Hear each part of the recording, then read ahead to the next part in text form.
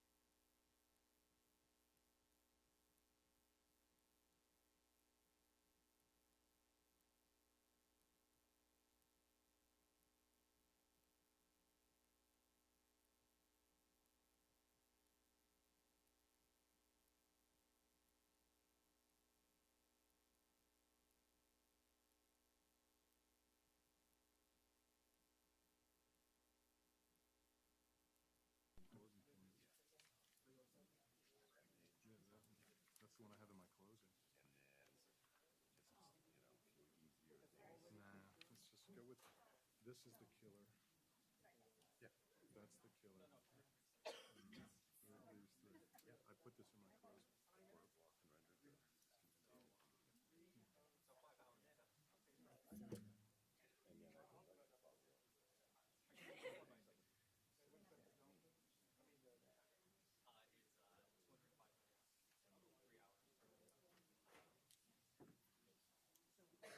the well, you can do it. I'm just going to calculate it for you.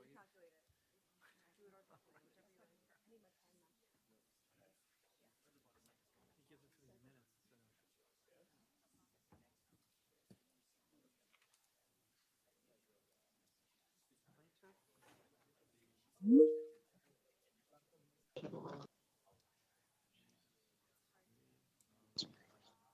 Yeah, yeah, that's what we're gonna do. Hours.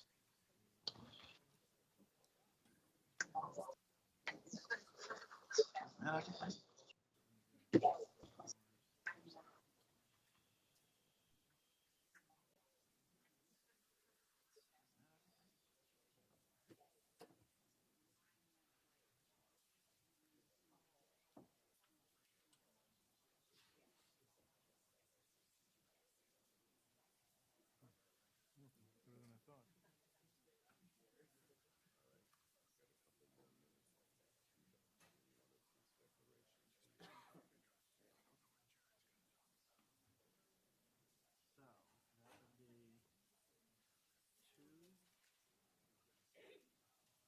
So that would be 1:35, right?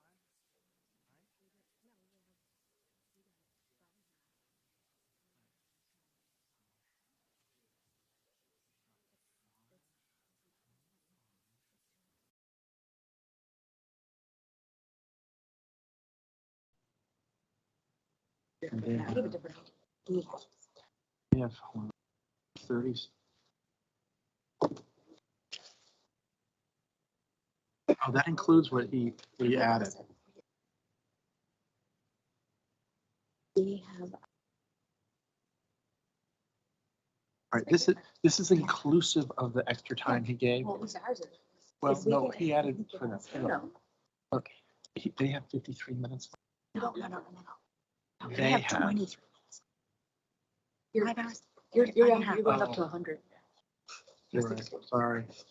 I gotta have more than that. We're both counting. Well, 60 minus 7. 5:30. 5:30. We should have 23. Okay. But we both have the same.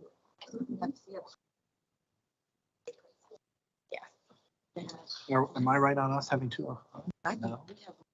According to that. Well, News has.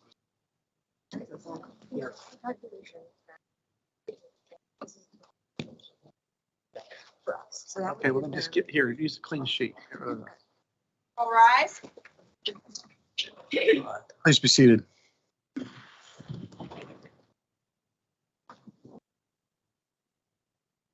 Okay.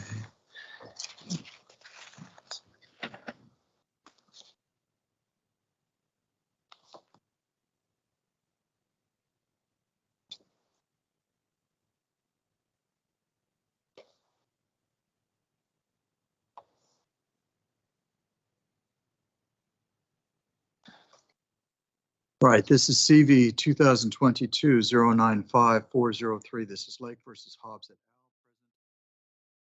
al. Are the parties or their representatives and their respective counsel.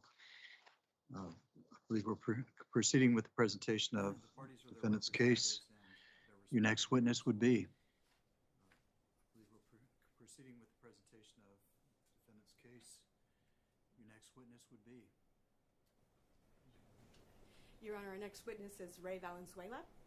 Thank you. Your Honor, as we get started, can we get a time check? I've got our calculation, but just want to know where we are. Tell me what you've got. I have 25 minutes remaining for plaintiffs, 2 hours, 24 minutes remaining for defendants combined. Okay, so where does that stack up with your count? Your Honor, we have 33 minutes remaining. Okay. But we don't want to. How we're calculating objections. We don't want to dispute whatever the court wants to do. 33 minutes is fine. Okay. Mr. Valenzuela, step over here, sir. Raise your right hand and be sworn.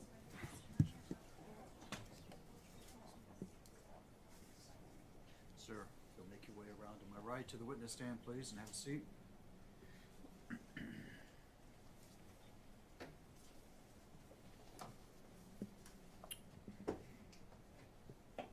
Please proceed as soon as you're ready. Thank you, Your Honor. Good afternoon, Mr. Valenzuela. Can you please state your name for the record? Reynaldo Valenzuela. Can you describe your current employment, please? I am the co-elections director of Maricopa County Elections Department, overseeing early voting and election services. Did you have other positions with the Maricopa County Elections Department before you became the co-election director? Approximately 6 years ago, I was the elections director before the department had gone through a rearrange, and I also worked as assistant director for early voting and other positions for the last 32 years with Maricopa County Elections. In your role as co-elections director, what are your responsibilities, briefly? Overseeing primarily the early voting process, all of its departments as far as at special election boards, mail-out balloting, and so on, and also candidate filing and campaign filing. Do you hold any professional certifications? Yes, I'm a SARA certified election registration administrator through Election Center and Auburn University. Held that certification for 16 years and renew every 4 years. I'm also a certified election officer through the Arizona Secretary of State, and I've held that certification for 30 years, and it's renewed every 2 years.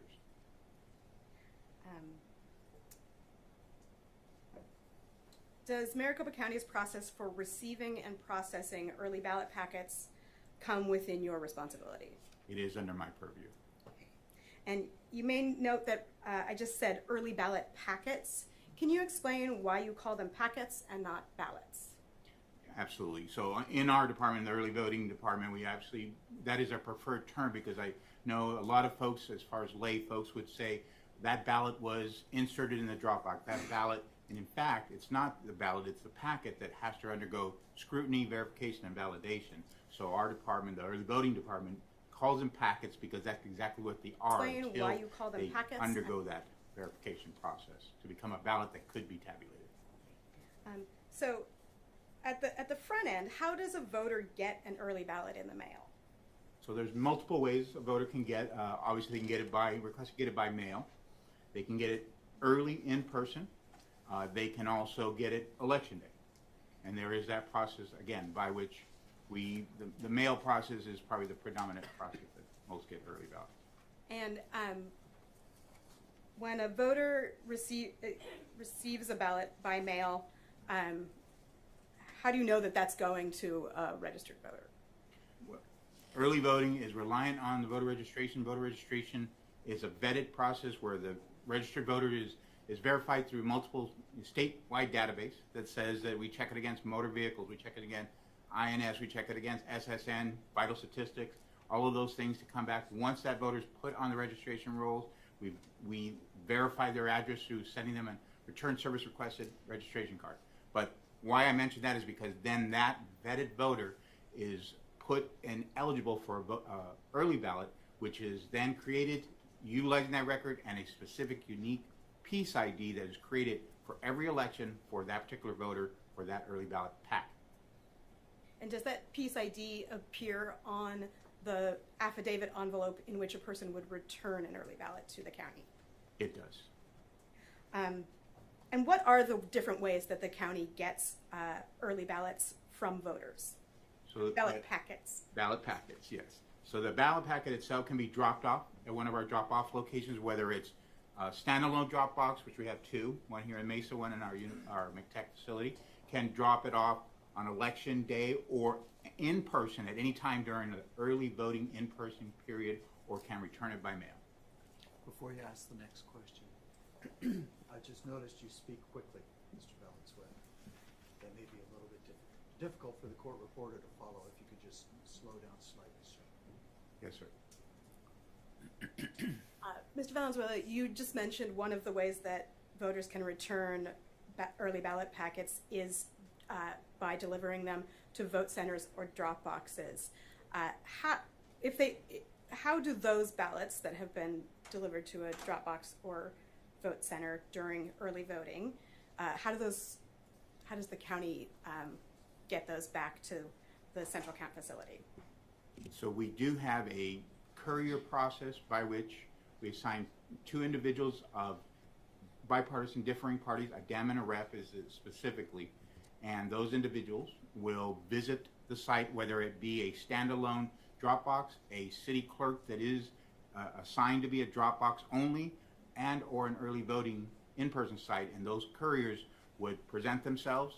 They would, those bipartisan couriers, to the clerk, city town clerk, or the inspector at the polling place or vote center, and that they would begin that process of emptying that sealed blue box that is present for collection of those ballots or packets.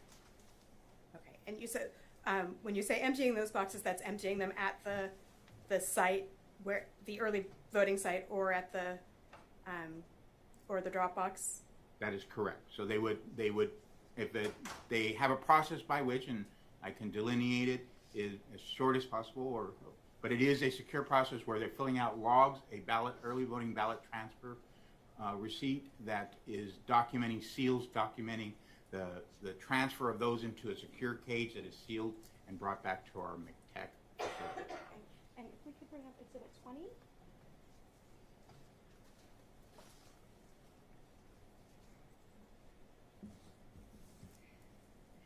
It seems like you may have anticipated my question.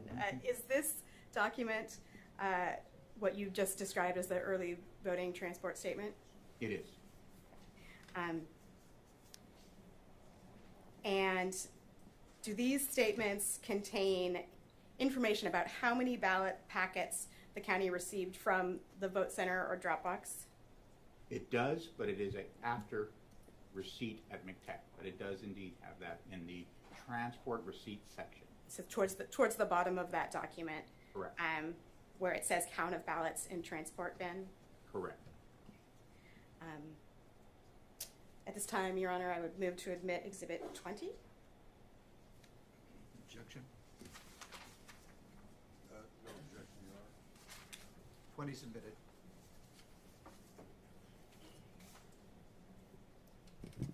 So I think we've gotten to the point where early ballots come back to the central count facility at the county. Where do they go next? So they go, this top part of the receipt, and it actually very clear is at location, is where they are basically just transferring those packets into a secure bin, sealing that, come to our McTech facility. Then we have 2 representatives, auditor boards, that are again made up of differing parties, a Dem and a Rep, that will take that and open that box and confirm and document on this bottom section, the transport receipt, all of the seals that were removed that are brought back from the original blue box, the new seals or the red box seals, and also the new seals we put on the box that we just left. It also will begin a process, because they're a smaller quantity, we do have a counting machine that we can run those packets through, and we will then process those and not shown here, but as an audit slip that we document how many of each packet we have received. There are 3 different types of packets: an in-person counter packet, which is a white envelope; a mail ballot, which an individual, we mailed it and they opted to deliver it, so it's a green envelope; and then we have voters that may have cast a provisional ballot. So there are 3 envelopes. They will take those bins, they will count those, they will document on there, count of ballots in transform bin, and they will ready them to then be commingled with several other boxes brought in and seal that for transport for an inbound scan process at Rumber. And just briefly, you mentioned the different colors of envelopes. On this form, next to the line where it says count of ballots, where it says 107G/31W, what does that mean? That would be the 107 green affidavits, which would indicate mail ballots returned, and the 31 white, which would mean in-person early voters that still, because there is no tabular there, still follow the envelope process or packet. Okay. So you've also mentioned receiving ballots by mail. How does the county take possession of ballots that are mailed back? So the county has, with the United States Postal Service an arrangement that they do not deliver to us. We actually must physically be present at their main processing distribution center and have access list of individuals from our offices that would be eligible for that secure facility entry. And so we pick those up again with two individuals, a differing party, and they have those individuals' names on file, and they must show badges, and we collect those directly from the United States Postal Service. And when the county employees pick up the ballots from the United States Postal Service, how are they packaged? So like all mail that goes through that distribution, millions of pieces they go through, including mail packets, they are trayed and sleeved and caged. So when we come, there's a postal receipt that is an estimate of tray counts and totals within that tray. And so they are delivered to us at the dock in those cages, trayed and approximately 30 trays per cage. So if we had 2 cages, we could have 60 trays with X amount of packets within them. And what do the county employees, where do they go next with those ballots when they leave the United States Postal Service facility on 48th and Washington? So those 2 couriers or pickup individuals will go straight to Runbeck with that particular day's mail, whether it's several trays or several cages, depending on the turnout on that given day.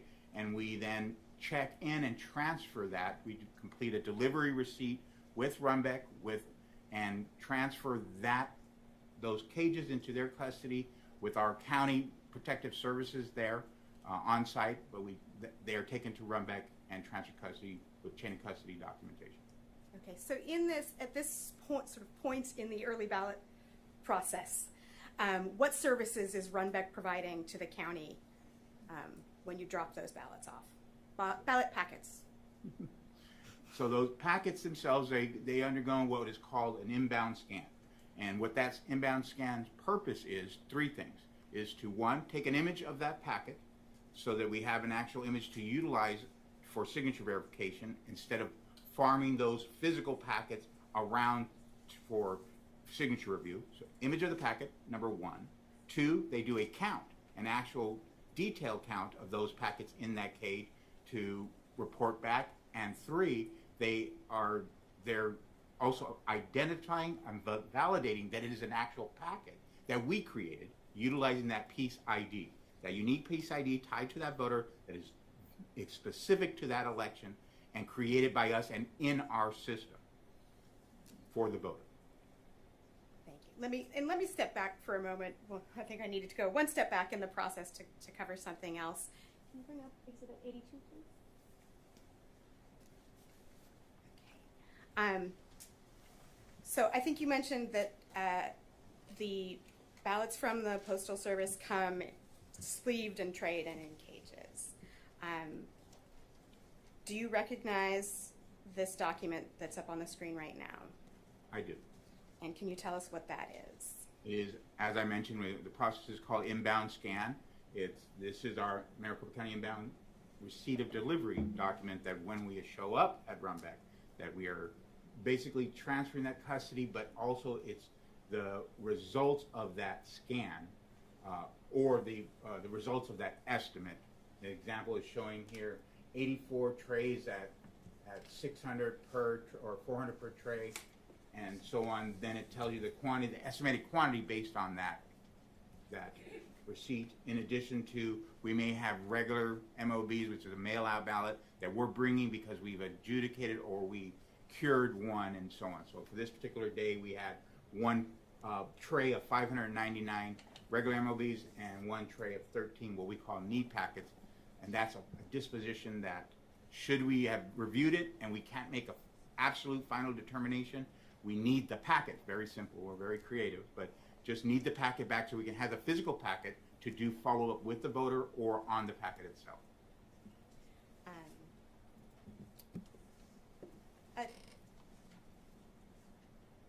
So we've mentioned that there are estimates when you receive the ballots from the USPS. Do you get an exact count of the ballots, the USPS ballots that are delivered to Runbeck, when they scan them? Exactly. That is exactly the process, because there could be upwards of hundreds of thousands that we can't count them at the dock. So we accept the tray count, the estimated weight count, as the post office provides to all vendors that pick up, and we then take it to that next detailed inbound scan count to get the exacting amount. Let's briefly talk about signature verification. I don't want to get into the details of the process, but why does the recorder do signature verification of early ballot affidavit envelopes? It is part of the process by which to prove identity. So obviously Arizona has a proof of identity. You go in person, you would provide photo ID. For a mail ballot, we don't request that you send your driver's license in, so that proof of identification is done through signature verification on signature exemplars on file, vetted signature exemplars, registration form, multiple registration forms that you may have on file. Also, past signature rosters. If you, maybe you're not an early voter, but you voted in person, we have all of those signature rosters and signatures, in addition to past EV affidavit, vetted EV affidavit signatures. As an example, I myself, in showing this, when we train, I have close to 32 different exemplars from all the times I voted and or registration forms. And just for the sake of clarity on the record, when you say EV affidavit, what does that mean? The EV affidavit is the packet that we speak of. It is the packet has the attestation, and it has that I am who I am, and it has our unique piece ID printed and the voter's information. And EV stands for? Early voting. And it's what the general public commonly knows as the envelope. The green envelope if they get it by mail. Does every early ballot that the county eventually tabulates go through the signature verification process? 100%. They cannot make it to the next phase. There's multiple bipartisan phases in between. They can't make it to the processing phase, made up of bipartisan boards who are auditing that tray report that says we've made these good, we've made these bad, we've made these need packet, whatever it may be, but the good six to get to tabulation must be signature verified. And I have a piece of housekeeping. I think I did not ask to move the admission of Exhibit 82. Your Honor, I would at this time move admission of that exhibit. No objection, Your Honor. 82 submitted. Has the county ever authorized Runbeck to allow its employees to deliver their own early ballot packets directly to Runbeck? No. And are you aware of Runbeck allowing its employees to do so in the past? No.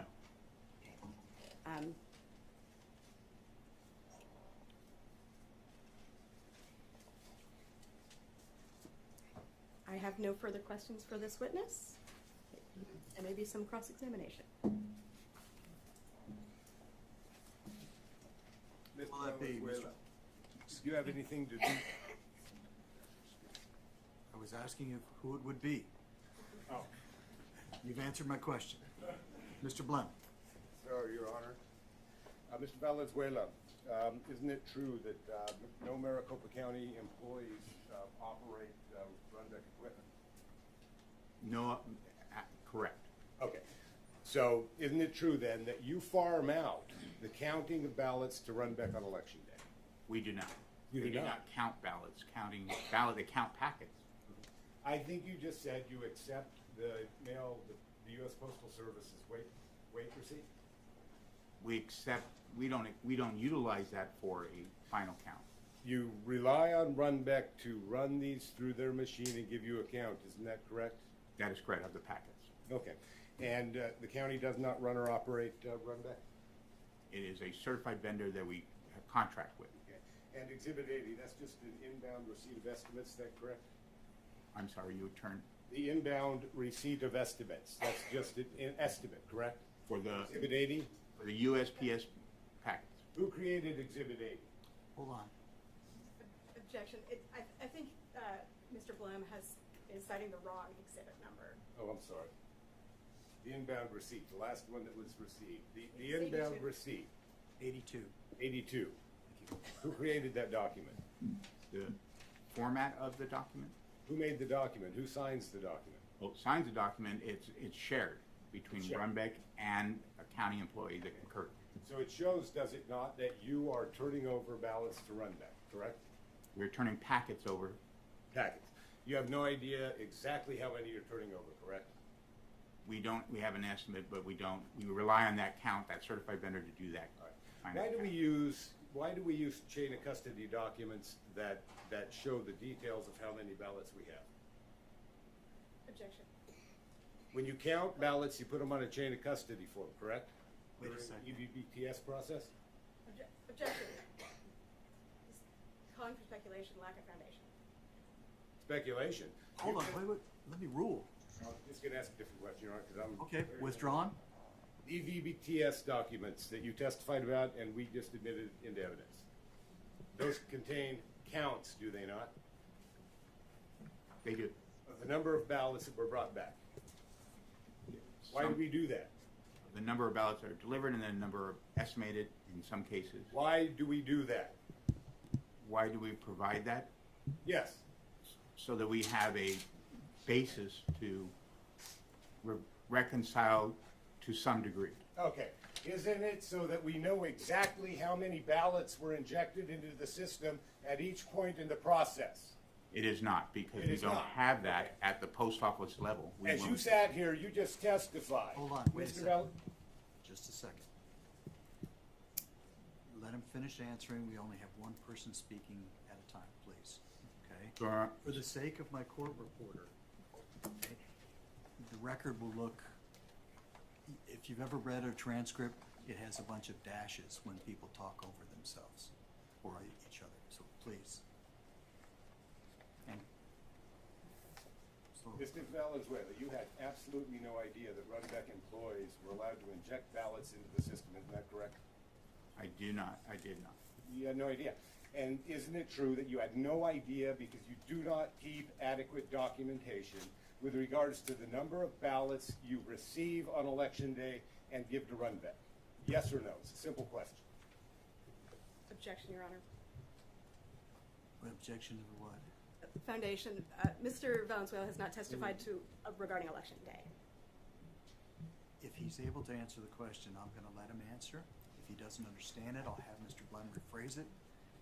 So Are you if you can answer the question, sir, do so. If you cannot, tell us. Repeat, if you will.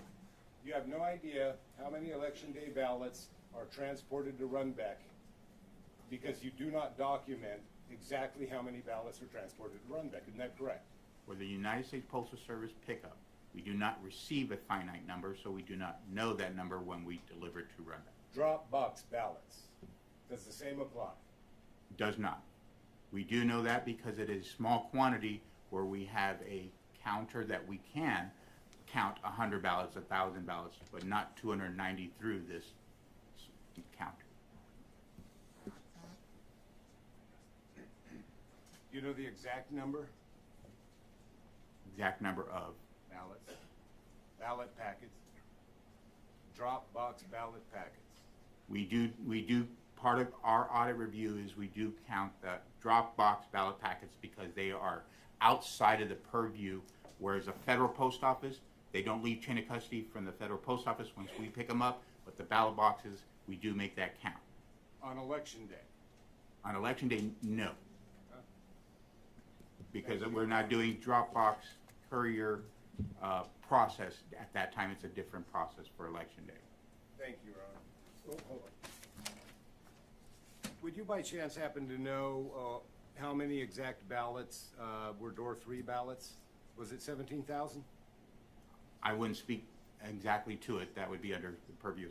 Do you know how many thousands of duplicated ballots there were? I don't have that number to speak definitively. You know how many spoiled ballots there were? I do not.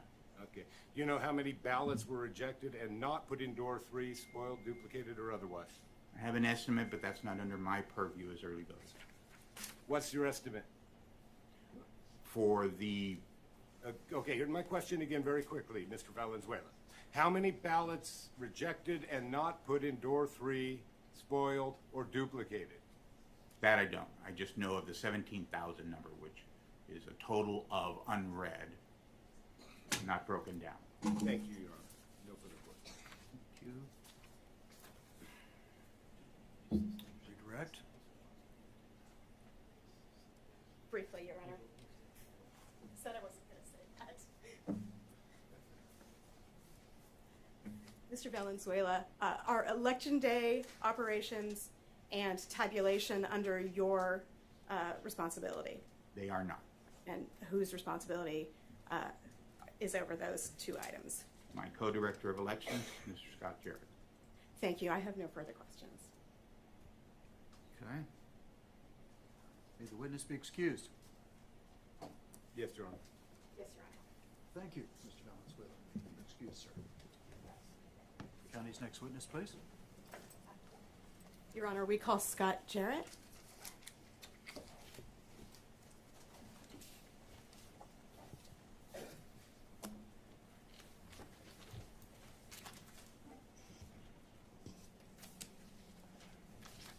ahead and take the stand.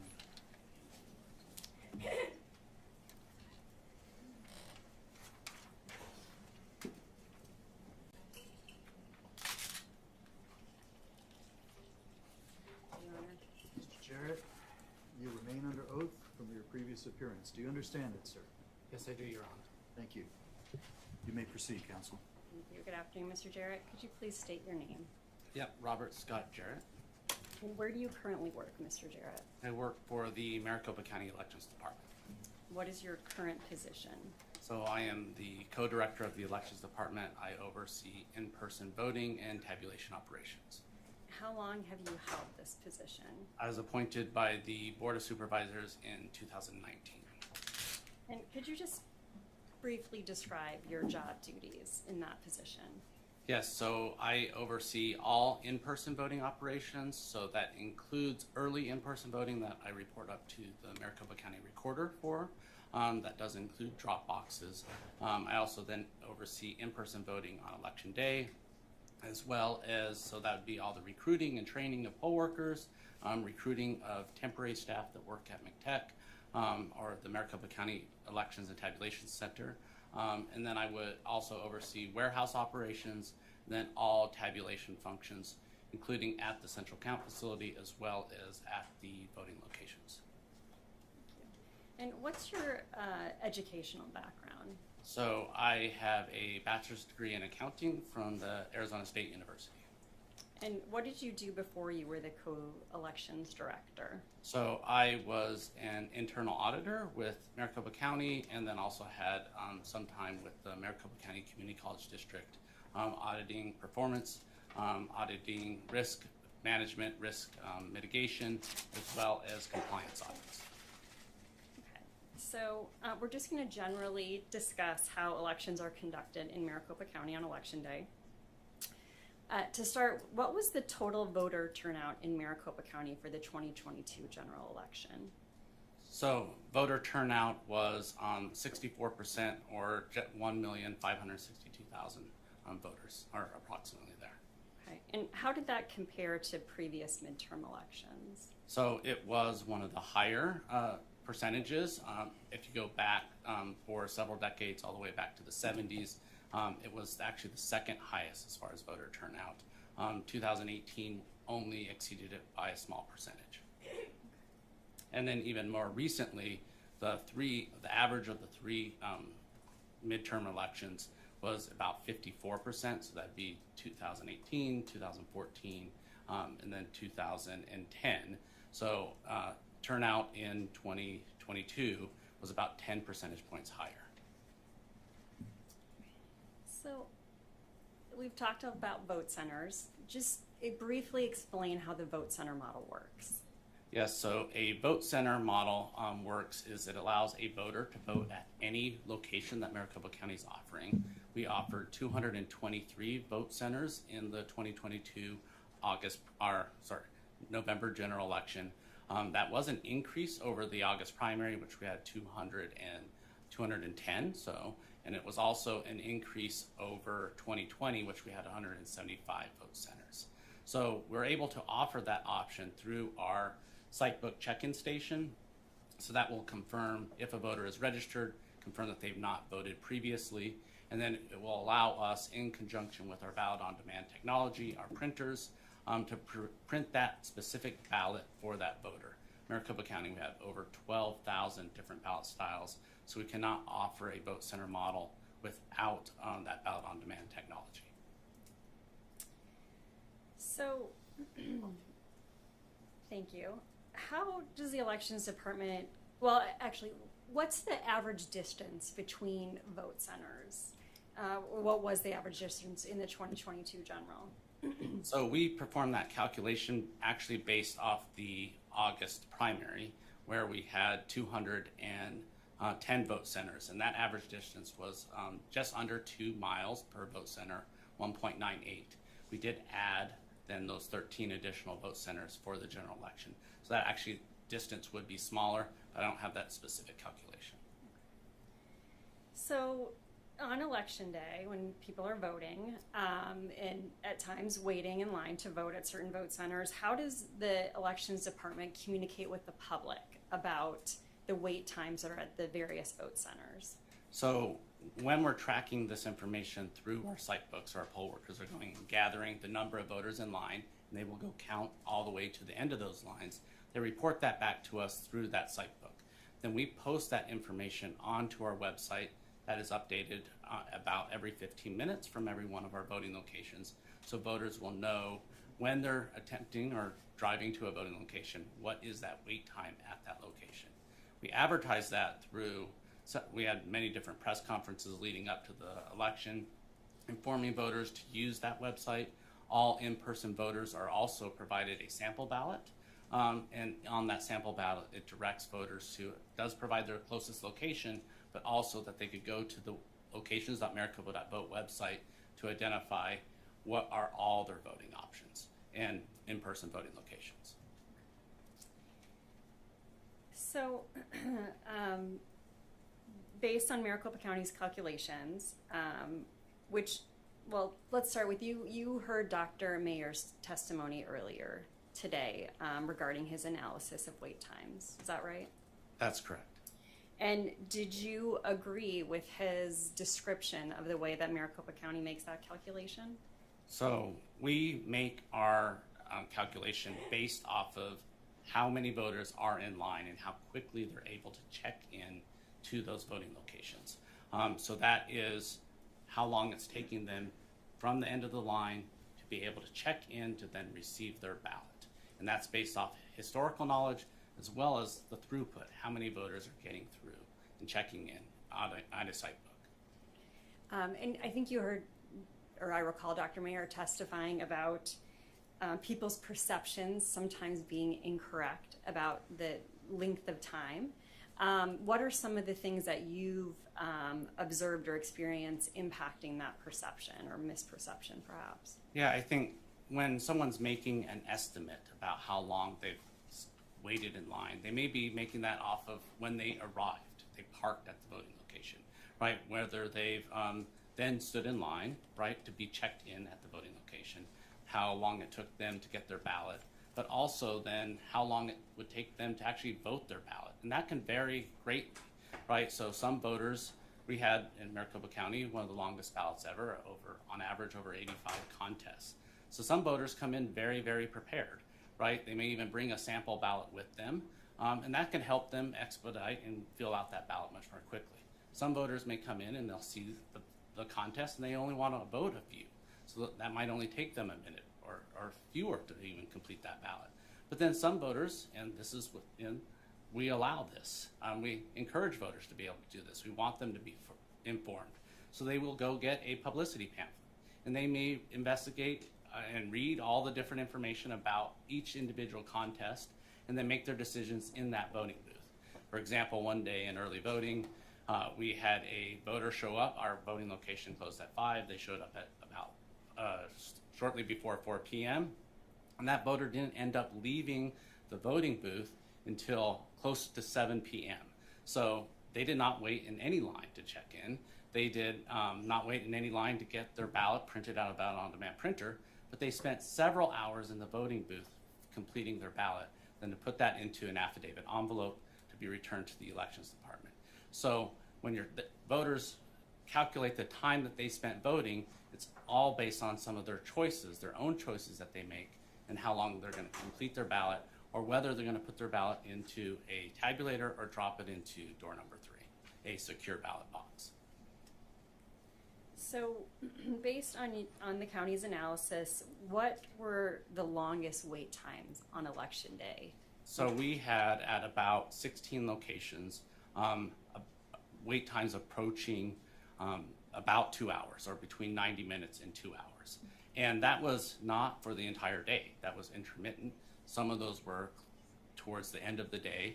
But in every one of those instances, we had locations that were close by for a voter to be able to choose a different option to be able to drive to. In some of those cases, it was less than 1 minute wait times. And just to reiterate earlier, that's all communicated and publicly available to the public on the county's websites. That's correct. They could sort on our website not only by entering in their address, they can sort by wait times as well. And we had more than 85% of our voting locations on election day never had a wait time in excess of 45 minutes. And it was, I believe it was over 160 locations never had a wait time over 30 minutes.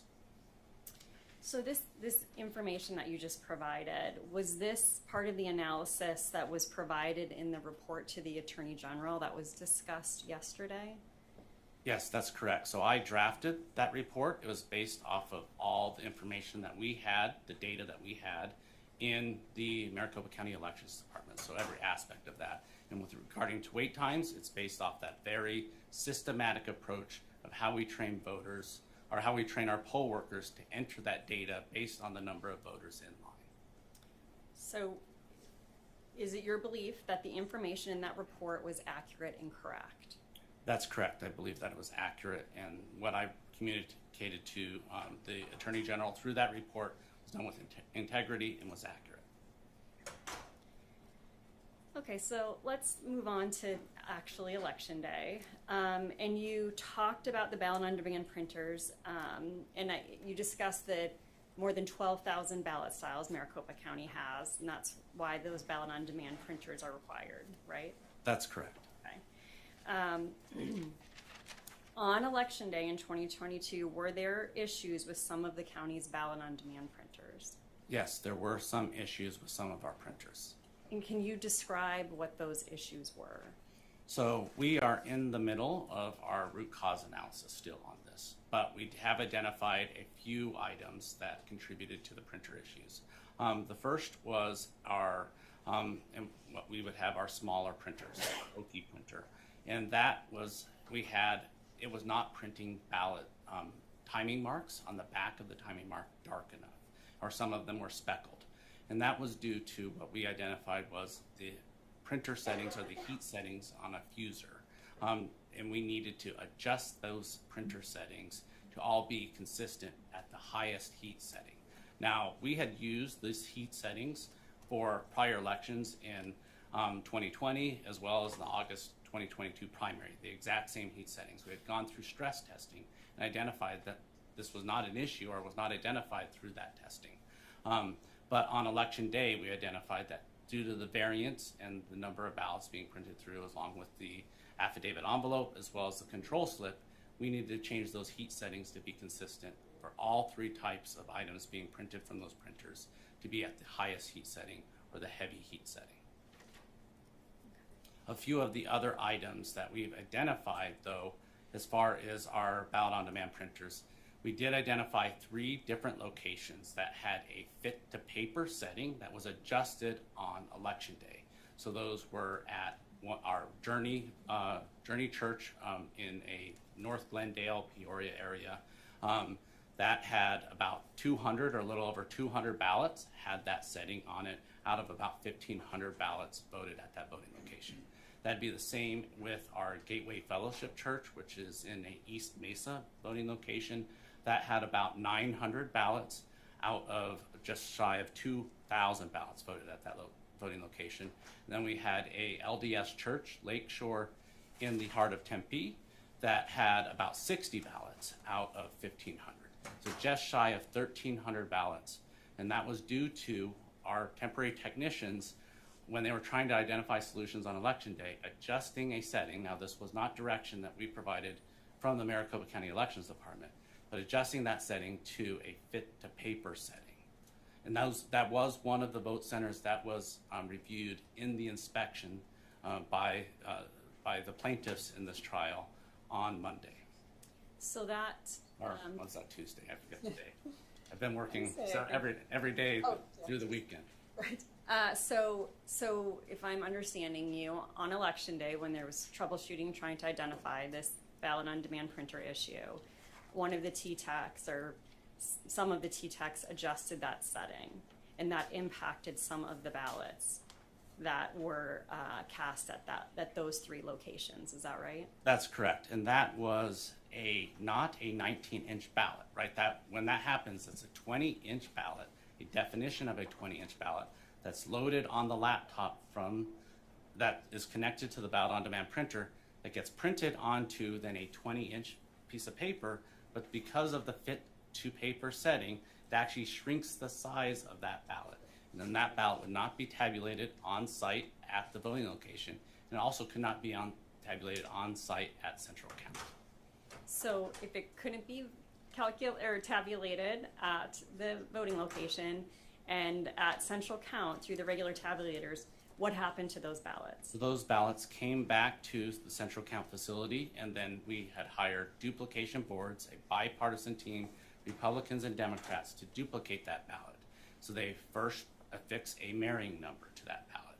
So that would then be able to identify that ballot back to then the ballot that gets duplicated on site at the elections department. So we can marry those 2 up, and all the votes get transferred to the duplicated ballot that gets counted and tabulated. So ultimately, all of those ballots were tabulated. That's correct. So just to sort of close the loop on this, there were heat settings that have been identified so far in your investigation.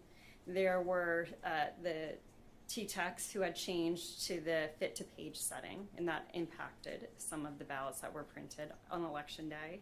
Were there any other issues that you discovered at this point that impacted the ability for some tabulators at vote centers to be able to read ballots that were cast on election day? Yeah, so there's a few other instances that we've identified. One is the use of a very thin writing utensil, such as a ballpoint pen, and then voters using check marks or X's. And that is because our precinct-based tabulators, our vote center tabulators that are on site, they cannot read an ambiguous mark, right? So if a voter has an ambiguous mark on their ballot, the tabulator alerts the voter there is an ambiguous mark, right? And then that voter was given the option to either spoil that ballot and vote a new ballot, or to put that ballot into the secure door number 3, the drop box. So then that can be then returned to the elections department and duplicated. So we did identify about 10% of those door number 3 ballots were the cause of having an ambiguous mark on the ballot. We also did identify in our door number 3 as well some early ballots that were inserted into that. So that is an indication that a voter took their early ballot out of the affidavit envelope, attempted to insert those into the vote center tabulator, which is not unusual. That happens every election. We also identified a few provisional ballots as well. So that's when a voter would be issued a provisional ballot on site. They take it out of the envelope and then attempt to insert that into the tabulator as well. So our poll workers are trained not to look at the voter's ballot, see how that they voted, but they work with the voter to identify, okay, this ballot's not reading, and then if they were issued a provisional, ask them, where's your affidavit envelope? You need to insert that into the affidavit envelope. But at that point in time, it becomes the voter's choice. Do they want to insert it back into the affidavit envelope? Do they want to drop it into door number 3? And to be clear, can the on-site, I think you've testified to this, but just to be clear, can the on-site tabulators read early ballots? They cannot read early ballots or provisional ballots. They're specifically programmed not to read those ballots as a control measure to prevent double voting. So we've talked now about the issue that arose. I want to talk a little bit about sort of the timing of when you learned that this was happening and in the process that the county took to try and identify a resolution that you said was identified, at about what point in the day did you learn that there were some issues with tabulation? We received our first call from our first vote centers starting about 6:20 to 6:30. And at that point in time, once we started receiving those calls, we alerted the poll workers to follow their training, which was to, and a couple options. One was to have those voters and give them the option to drop their ballot into that secure door number 3, our drop box, a practice that we've used in Maricopa County since the 90s, right? Ever since we first introduced on-site tabulators at those voting locations. Again, voters being able to put their ballots in that secure drop box there's 15 counties in Maricopa County, 8 of them. So, and if you go to the 5 largest counties in Arizona, Pima County, slightly Democratic leaning. You look at Pinal County, the 3rd largest, slightly Republican leaning. You look at Yavapai County, again, slightly Republican leaning, and Mojave County. All of those don't offer on-site tabulation. They only offer a secure ballot drop box. So we alerted our voters to be able to, or our poll workers, remind voters that they have that option to drop off their ballot in that secure ballot drop box. We also reminded them that they can have those voters spoil that ballot, check in again, get a new ballot. And then we also had implemented a cleaning procedure for this election for our troubleshooters. And so we had some of our troubleshooters start cleaning those precinct-based tabulators. So that was right away at about that 6:20 to 6:30 point. We also deployed T-techs, or technicians, out into the field. We had over 90 of them deployed on election day, and they started investigating and troubleshooting the issue. So that took us about a couple hours to rule out that it was not a tabulator issue. So at that point in time, those first couple hours, was it a tabulator issue? Was it a printer issue? We started getting reports back by about 8:30 that it was the timing marks on the ballots themselves, that they were not printed dark enough. So at that point in time, we need to determine why that was, because all of our stress testing at that point in time had never identified this as being an issue. So once we went through and were investigating that, we were working with our print vendor. They had members out in the field deployed as well. We also had members from our tabulation company out in the field investigating as well. So by about 10:15, we identified the solution, or a potential solution, and that was to change those heat settings. At that point in time, we need to replicate it.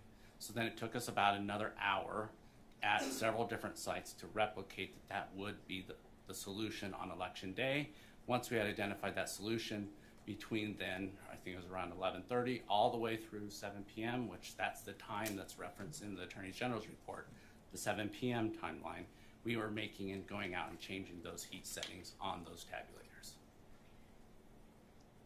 So just to take a step back, some of the vote centers at Maricopa County are also early voting locations, is that right?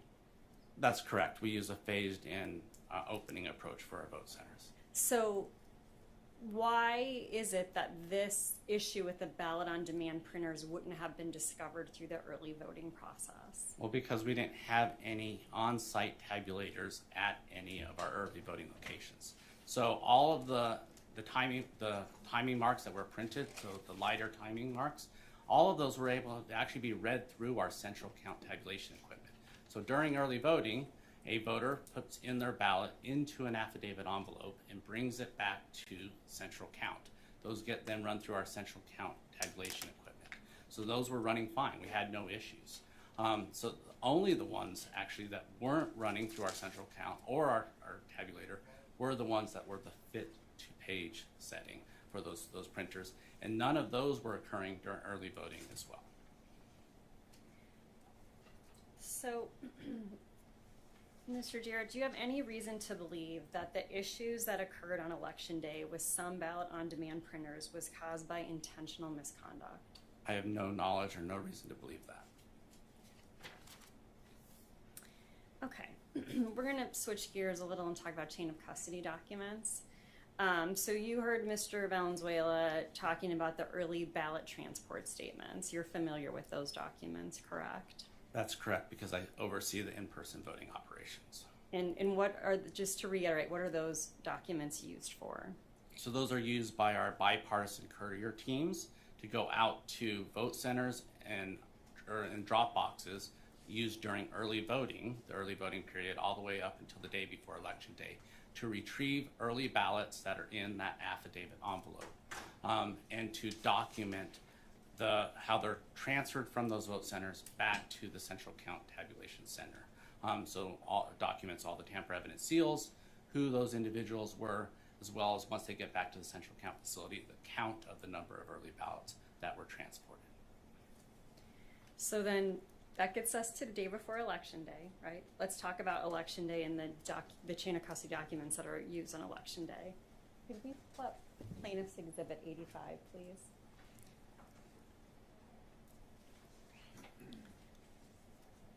So I believe, Your Honor, that this has already been admitted into evidence. I believe you're correct. Right? Yes. 82. Okay. Well, so thank you. I'll take a minute to establish the foundation for this document. Mr. Jarrett, do you recognize this document?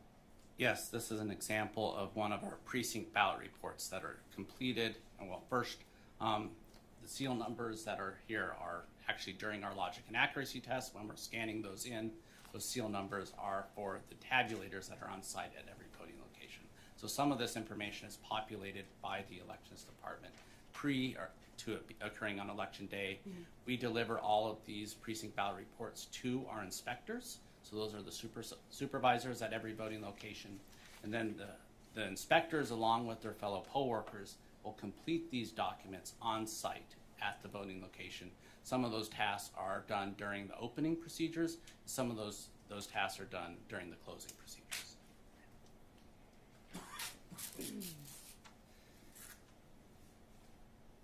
So let's walk through section by section what's on here. So you talked that the purpose of this is for the inspectors and some of the poll workers on Election Day to document what's occurred at that location. So what is the first section that's identified as opening polls? What information is provided in that section? Well, so I will say there is a name of the facility that was just higher up on the voting location. So each one of our facilities has this report that identifies the location of the facility. The next section talks about the tabulators and our accessible voting device.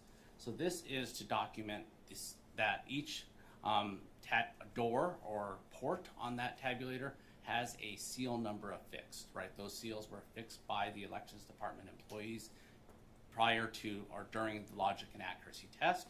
And those are what the poll workers used to verify that those tabulators had not been tampered with between the time that the elections department affixed those seals and when the poll workers are opening up the voting location and opening the polls on Election Day.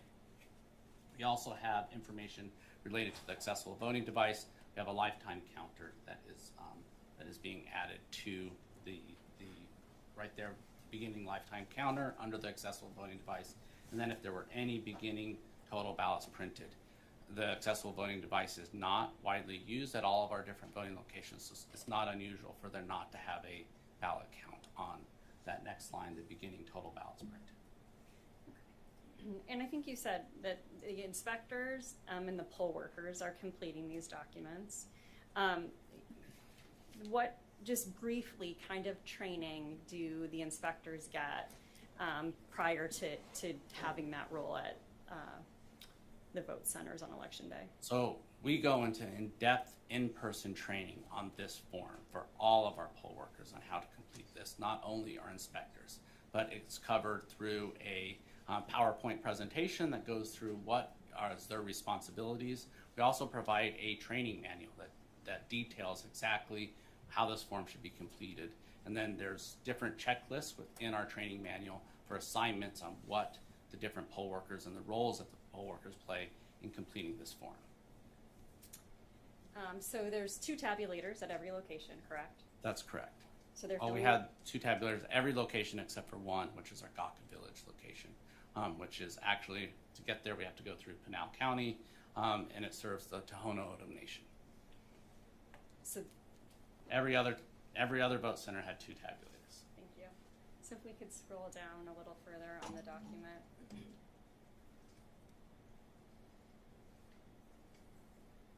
So let's talk about the closing poll section in the middle.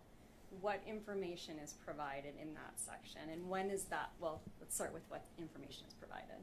So at the end of the night, after the polls have closed, all voters have finished voting and left the voting location.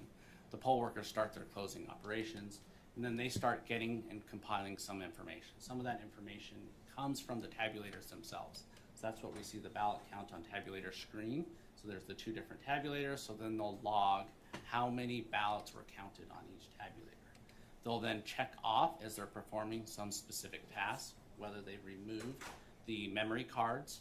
So those memory cards are what are going to be read in on election night to report results. So they're going to be removing those. They're going to be taking off a tamper evidence seal. They're actually going to be affixing that tamper evidence seal to the back of this form. And then they're going to then take those memory cards, put them into what we call a bubble pack. That's going to be in a container so that those memory cards can be securely and safely transported back from the voting locations. After both memory cards from the 2 different tabulators on site are in those bubble packs, those are then affixed with a tamper evidence seal as well, which is logged here as well. And that, I believe, is the second or the next page of this exhibit. The under seals, is that what you're describing? That's correct. So they take the actual seal itself and then they'll fix it to the back of the form. So let's then move down to the bottom section. It says security seals. What information is being provided in that section? So here is where we're documenting the chain of custody of items being returned back from the voting location. So if they have a black bag, so those black canvas bags, those are what the poll workers use to return the voted ballots. So those live loose ballots that are not in an affidavit envelope. So they'll put those in a black canvas bag, then they'll affix a tamper evidence seal to those bags, and they'll log that information here. Now every voting location has 2 black bags that we issue to it. But sometimes the voters only use one of the precinct-based tabulators, so they only take out the ballots from one of those locations, put it into that black canvas bag, so there'll only be 1 seal that's logged. They're logging here. The other information here is a red box, or a red box seal. So those are the forms that are being returned to us from the voting location. So it's a secure container that has a closing lid, and then they'll be able to affix tamper evidence seals to those, and then log that information here on this form. And then those blue box seals, those are the transport containers that we're delivering the early ballots that are in those affidavit envelopes back to the elections department. So it's very clear, they're not loose ballots at that point in time. They're in a sealed green affidavit envelope with a unique piece ID on that affidavit envelope. Those go into these blue bins and they get logged. The seals on those get logged onto this form. And this is what documents the secure transport from the voting location from the poll workers to the elections department. So before we talk about how all of this information and all of these items make their way back to MCTAC, Scott, in your position, are you familiar with the Elections Procedures Manual? Yes, I am. And in talking about this section on the blue box seals and the process that you just described for putting those green affidavit envelopes that were collected on election day into those boxes and sealing them, is that consistent with the requirements of the Elections Procedures Manual? Yes, it is. Chapter 9, subsection 8, subpart B, I believe it's on page 192. It describes that at the end of, that's closing procedures for our elections boards at our voting locations. So it provides for them to be able to put those early ballot affidavit envelopes with the ballots sealed inside into a secure container. Does not require that we count those at the voting location. It just requires that we put those into a secure container, affix that with tamper-evident seals, and return it back to the Elections Department. Your Honor, before we move to that, I would like to move Plaintiff's Exhibit 85 into evidence. Any objection? No objection, Your Honor. No objection, Your Honor. All right, 85 submitted. Are you able to forward Exhibit 60? And if we can go to page 192, Mr. Jarrett just referenced.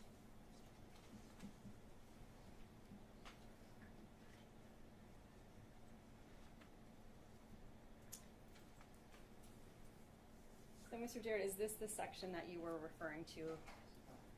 That's correct.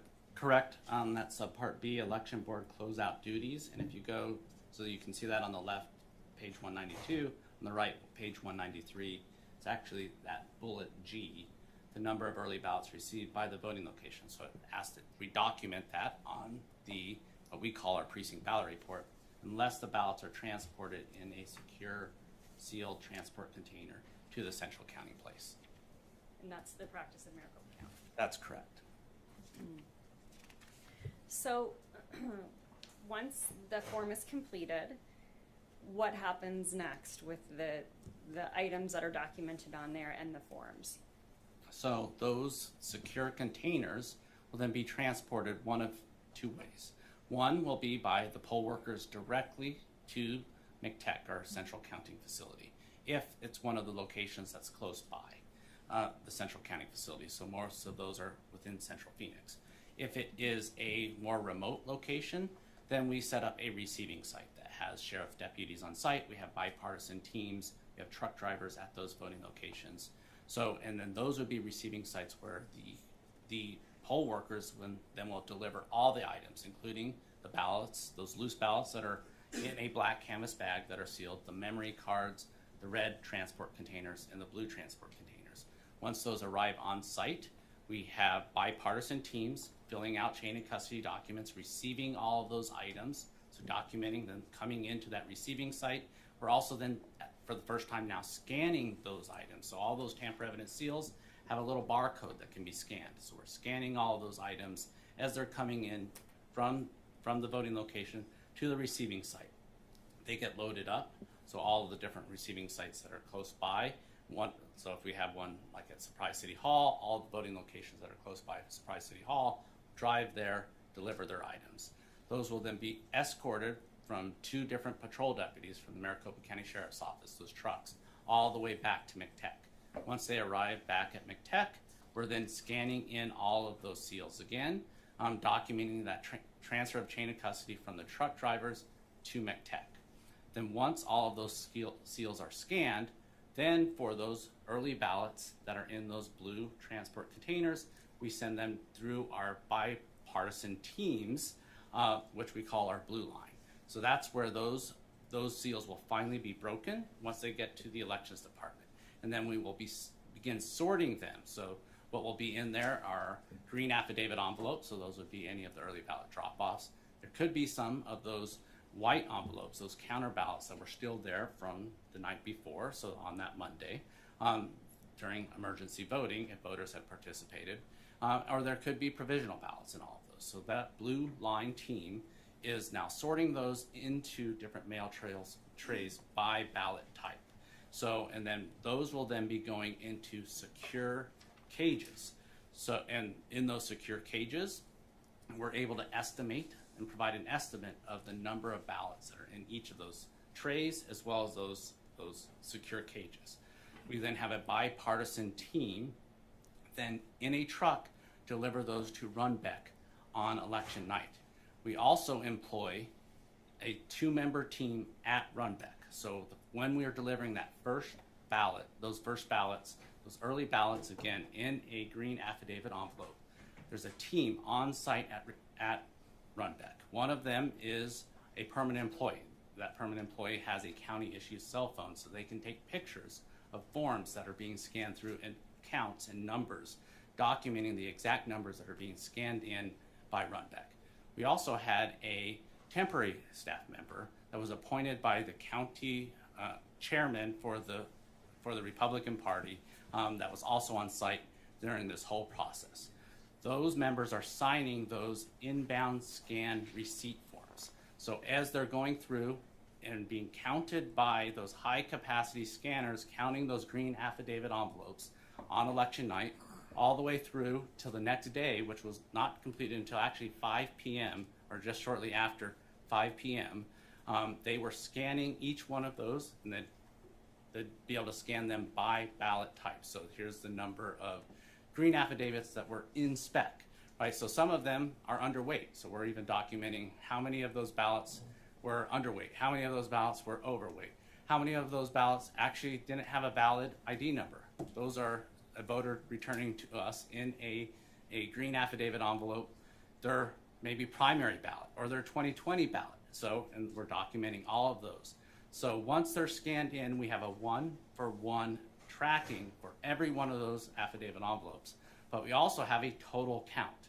And we had a total count of 291,890 early ballots scanned in, and the elections department with our vendor, best-in-class vendor, Runbeck, certified vendor, was performing those counts under the direct supervision and observation of Maricopa County employees. And we signed every single one of those inbound scan forms as they were coming in. They documented the start time of the scan, they documented the end time of the scan. That's how we maintain chain of custody for every one of those early ballots all the way through the process until we transferred it over to Runbeck. And then we had a 1-for-1, that piece ID on every affidavit envelope. So we would know if a ballot was inserted or rejected or lost in any one part of that process, we would know it. Thank you, Scott. So I just want to be clear on the numbers. So these 291,890 are the number of early ballot packets that came in on election night. Is that right? That's correct. So in earlier, Mr. Valenzuela talked about the need to use the high-speed scanners at Runback to be able to process a number that high. Is that correct? That's correct, and that's why we had a team, right, following that chain of custody all the way through the process until we got to Runbeck, and then even at Runbeck, we had teams hired by Maricopa County to maintain that custody until it was transferred and we had an actual count of those ballots. Okay. So could we pull up Defendant's Exhibit 33, please?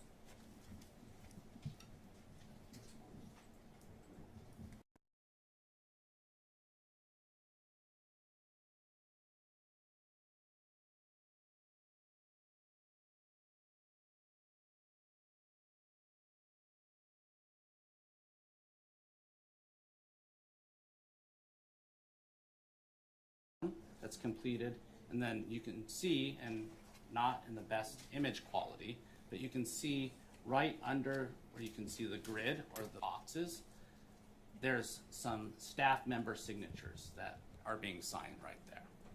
And those are the Maricopa County employees. Thank you. Sorry, just a little housekeeping, Your Honor. Did we admit Exhibit 85? The plaintiff's Exhibit 85, I believe.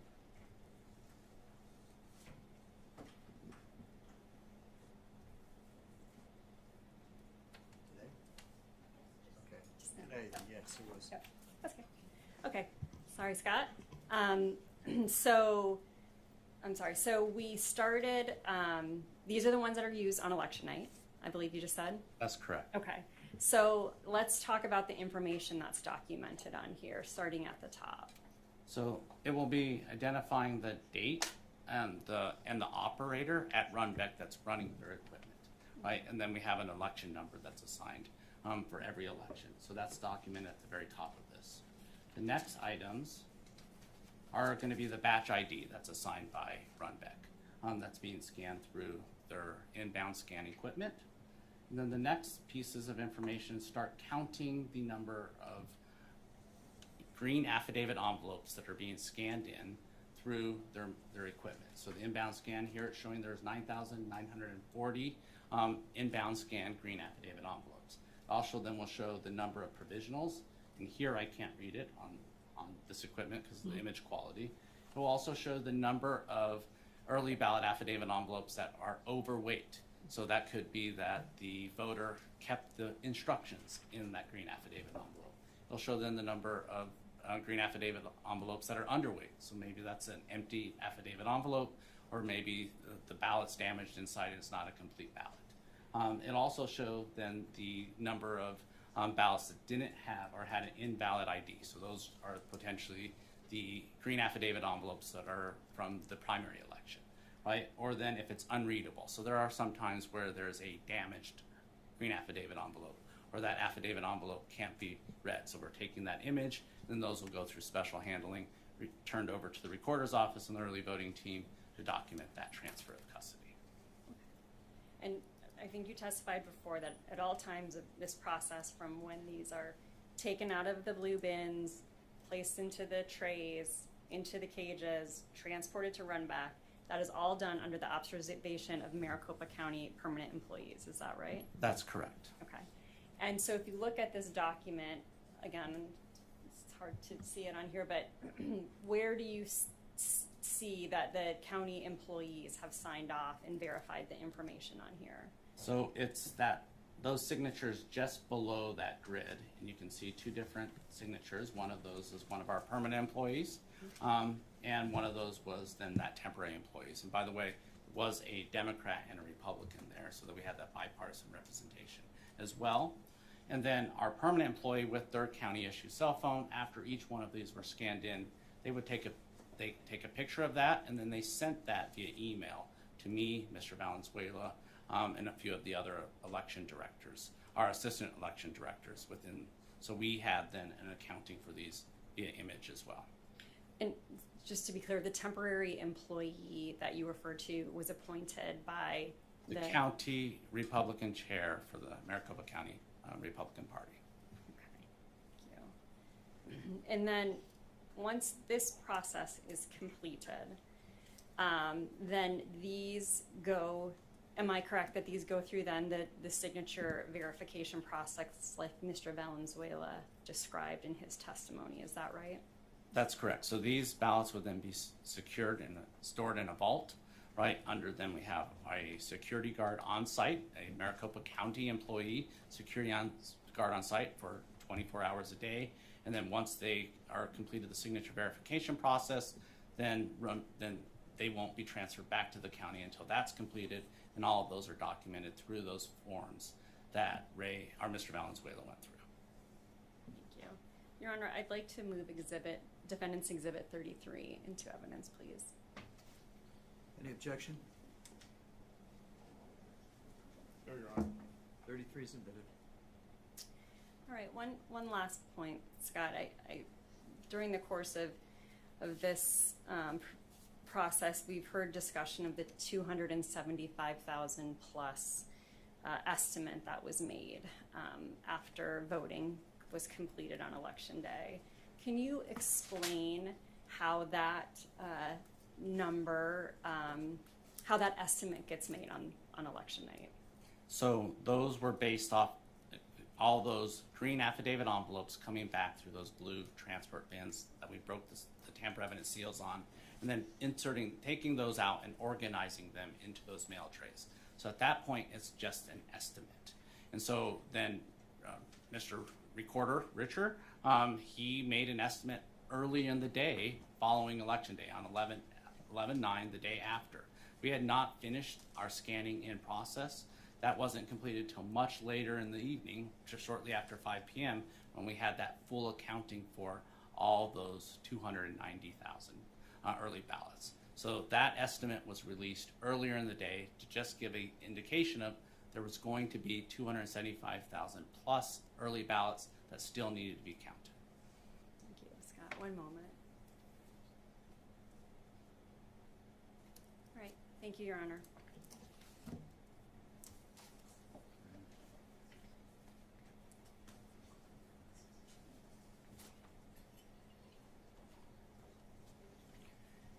Okay, Cross? Yes, Your Honor. Mr. Jarrett, do you recall your testimony yesterday? Yes, I do. And yesterday you testified that a 19-inch ballot image being imprinted on a 20-inch ballot did not happen in the 2022 general election. Did you recall that? Yes, I recall that there was not a 19 ballot definition in the 2022 general election. But that wasn't my question, sir. I asked you specifically about a 19-inch ballot image being imprinted on a 20-inch piece of paper. So are you changing your testimony now with respect to that? No, I'm not. I don't know the exact measurements of a fit to paper printing. I know that it just creates a slightly smaller image of a 20-inch image on a 20-inch paper ballot. Slightly smaller image. How come you didn't mention that yesterday? I wasn't asked about that. Well, I was asking you, is 19 inches smaller than 20 inches? It is, isn't it? Sure. Yes. So when I said, asked you questions about a 19-inch ballot image being imprinted on a 20-inch piece of paper, and you denied that that happened in the 2022 general election, did you not think it would be relevant to say, hey, by the way, there was this fin-to-print image issue that we discovered? Your Honor, I object. The council is misstating Mr. Jarrett's testimony from yesterday. Okay. Once again, if he's able to understand the question and answer it, he can do so. If you don't understand it or you need it rephrased, you can do that as well, Mr. Jarrett. If you're able to answer, please do so. What I recall from yesterday's questioning was that there was a 19-inch definition, which that did not occur, ballot definition. So if your testimony reflects my question, or strike that, if the back and forth between our question and answer shows me asking you specifically about a 19-inch ballot image being printed on a 20-inch piece of paper, you are now saying that you interpreted that as a ballot definition issue? Yes, that's correct. And you wouldn't think it would be relevant, even in that circumstance, to say, hey, we learned about this fit-to-print issue. Did you know about the when did you learn about this fit-to-print issue? When we started doing the audit reconciliation of those door 3 ballots, we identified some of those ballots had then a fit to paper issue. And when was that? I don't remember the exact dates, but a few days after Election Day. And who told you about that? Our ballot tabulation team and our audit review team that was then doing the inspection of the door 3 ballots. So, and I believe your testimony was that you discovered this only in 3 vote center locations, correct? That's correct. Okay. So, did you look at the other locations to see if this so-called fit-to-print issue arose at other locations? We looked at all the door 3 misread ballots that were in the secure door 3, and we didn't identify any of those that a fit to paper issue. Fit to paper issue. So if evidence showed up that there was a 19-inch ballot imprinted on a 20-inch piece of paper out of the Anthem location, that's not one of the locations that you identified, is it? I did not identify that from Anthem.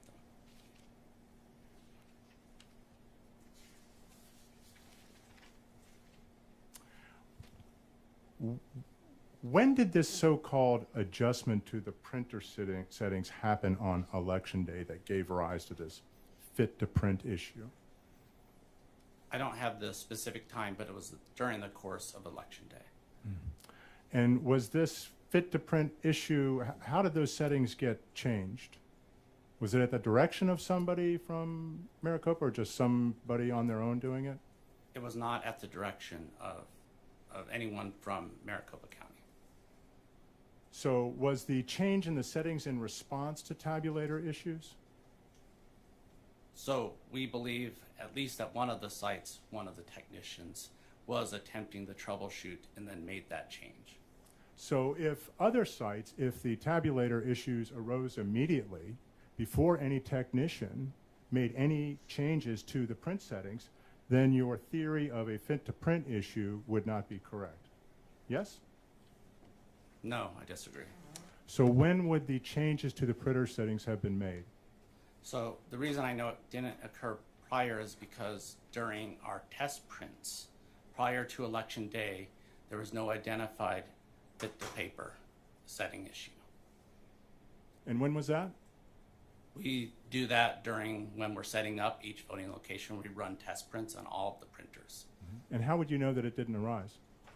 It was never reported back through our chain of custody from the technicians to up to me, which they would have reported that to me. Why do you think they would have reported it to you?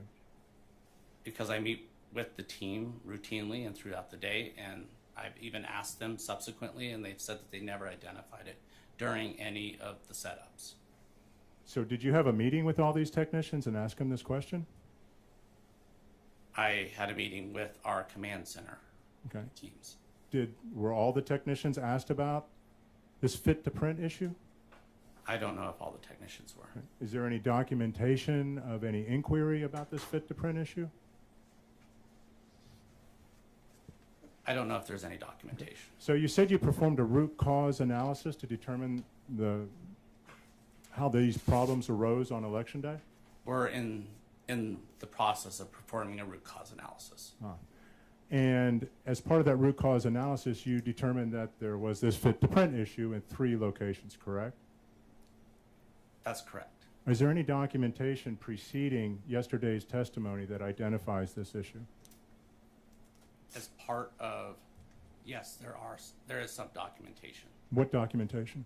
So some of our audit reconciliation forms that identified the 3 locations. And what do those audit reconciliation forms show? They show the number of check-ins from voting locations. They show the number of door 3 ballots, and then notes based off our audit reconciliation. Okay. Does it say fit to print issue was the cause, or words to that effect on those forms?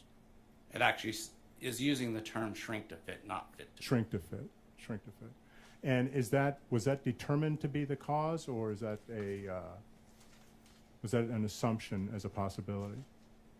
It was determined to be the cause for those 3 locations, for the ones that wouldn't be read at the voting location and then be read at central count. And again, you did not mention this in your testimony yesterday, did you? I did not. Did you publish anywhere that there was this shrink to fit issue after the election? We've not. So you didn't tell the public, hey, we've discovered. I mean, you're performing a root cause analysis and you find out that there was this shrink to fit issue that gave rise to problems in the tabulators, and you did not inform the public about this. We're still in the process of our root cause analysis. Okay. With respect to the chain of custody issues that you testified to, does Maricopa County know the exact number of ballots that come in, election day ballots, not early vote ballots? Do they know the number of ballots that come in to MTech on election day? The exact number? Through our memory cards, or what are read in from those memory cards, we have an accounting for what gets reported. And how are those memory cards generated with the ballots? Where do the numbers come from on them? From our vote center tabulators, those on-site tabulators. So every ballot that gets read into a vote center tabulator gets logged, and then those results are read onto that memory card. Before they're sent to the tabulator, aren't the ballots sent up to Runback for scanning and processing? Are you referring to election day ballots? Yes. The ones that are tabulated on site? No. They're not tabulated on site. Aren't the ballots envelopes delivered to Runback for scanning and processing and then sent back to MTech? I'm sorry. When you said election day ballots, you didn't say the early ballots that were dropped off on election day, so I misunderstood. So can you repeat your question? The election day ballots Does Maricopa County maintain an exact count of them before they are shipped to Runbeck? So you're referring to, again, the early ballots that are dropped off on election day. Are those the ballots that you're referring to? No, I'm referring to the ballots that come in on election day that are dropped off. I don't understand your question, because the election day ballots, we refer to those as the ballots that are tabulated on site. So I'm asking you, the ones that go to Runbeck are the early ballots that are in the affidavit envelopes that can get transferred to Runbeck. So that's what I'm asking you. Are those the ballots that you're referring to? What about the ballots that are dropped off in drop boxes on election day? Yes, so those are the early ballots in the green affidavit envelopes. Those go to Runbeck to be counted by and then we have a team on site when that counting happens. So Maricopa does not maintain an exact count of those ballots prior to them being transferred to Runbeck. That's not true, You do. because we have employees on site that entire time On site where? at Runbeck. So why would somebody from MTech strike that?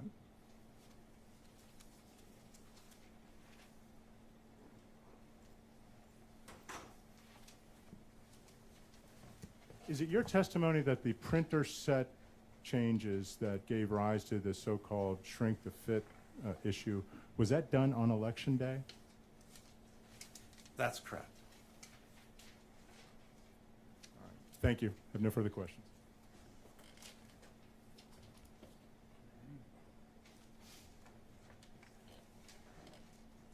Thank you, Your Honor.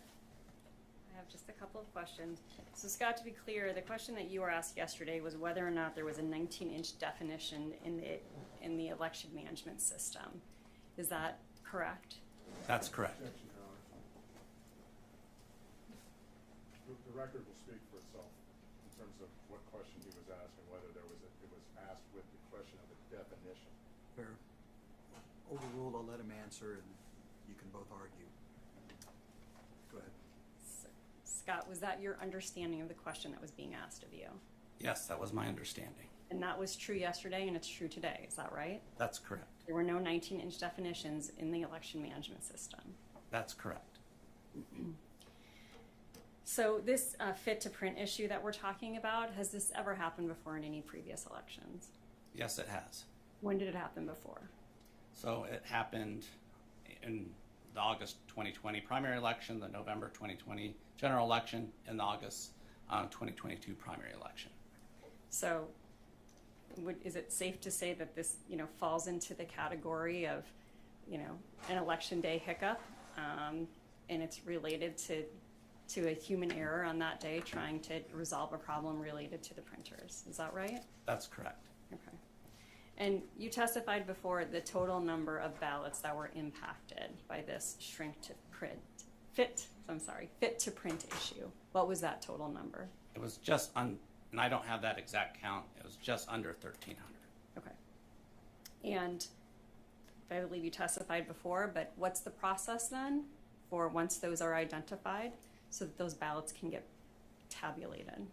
So then those would go to a bipartisan duplication board, and then they together would make determinations on voter intent for each contest on the ballot. Those would then get duplicated.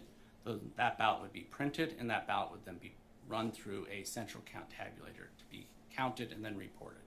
And the bipartisan adjudication board process, is that observed? That is by political parties. Okay. And you testified that there were a few, thus far in the root cause analysis, there have been a few different issues that have been identified that caused some ballots to be placed into door 3. Is that right? That's correct. Okay. And is the root cause analysis completed? No, it's not. Have you presented it publicly to the Board of Supervisors yet? We have not. Okay. I have no further questions, Your Honor. All right. May the witness be excused. Yes, Your Honor. Yes, Your Honor. Thank you, Mr. Jarrett. You're excused, sir. Okay. Does the county have another witness? Mr. Venice.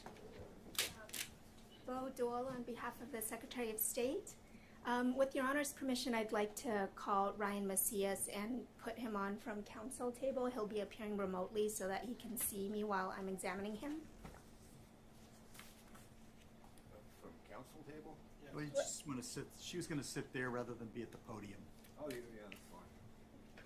Not a problem. So you're calling Mr. Macias? Yes, I believe he's in the waiting room, Your Honor. And Your Honor, I just want to point out before we get going on another witness, it's about time for we 50-year-olds afternoon break. Thank you, Mr. Bloom.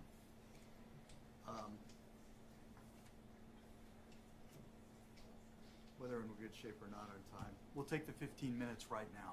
Thank you. So we'll come back here at 10 till. All right. Well, hold on a second.